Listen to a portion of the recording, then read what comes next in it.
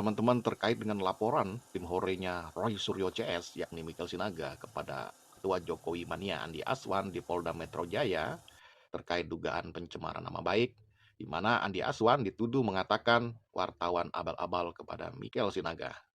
Nah, teman-teman, kalau kita mengutip di poin 6 Kode Etik Jurnalistik bahwa wartawan dilarang atau tidak boleh menyalahgunakan profesi. Artinya wartawan dilarang menyalahgunakan profesi demi kepentingan pribadi, kepentingan politik dan atau jabatan publik. Dan diserukan juga apabila suatu peristiwa menyangkut kepentingan pribadi, kepentingan kelompok, maka wartawan wajib tidak melakukan kerja jurnalistik terkait subjek dan objek yang diikutinya demi profesionalisme dan independensi profesi wartawan. Nah, kalau kita bicara Mikel Sinaga, selama ini teman-teman ya, kita melihat dari beberapa video-video yang dibuatnya, itu selalu meresonansi tuduhan-tuduhan kelompok Roy Suryo CS kepada Pak Jokowi. Dan dalam beberapa kesempatan juga, Mikel Sinaga itu mengucapkan narasi-narasi frontal kepada pendukungnya Pak Jokowi. Jadi, orang tidak mengira bahwa dia adalah seorang wartawan. Ya, kita masyarakat tahunya dia adalah bagian dari timnya Roy Suryo CS. Maka dari itu kita agak kaget ketika dia menyebut dirinya wartawan.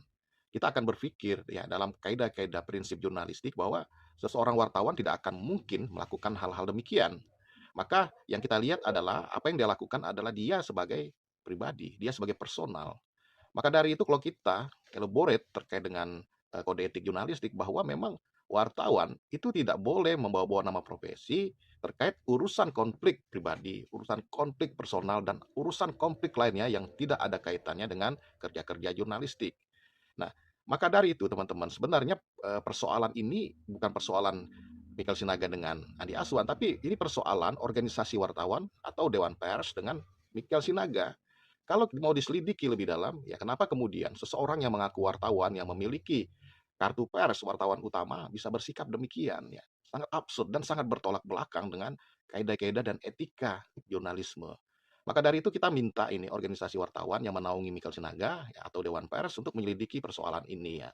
Jadi kembali lagi bahwa persoalan konflik seperti ini harus dipisahkan antara urusan pribadi dengan kerja-kerja jurnalistik.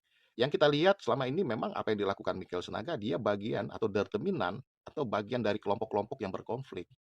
Walaupun dia memiliki kartu pers, dia memisahkan bahwa apa yang dilakukannya adalah bagian dari pilihan politiknya, pilihan personalnya untuk mendukung kubu Roy Suryo CS. Jadi ini sebenarnya tidak perlu masuk ke ranah hukum. Persoalannya hanya dimediasi oleh organisasi wartawan yang ada di Indonesia.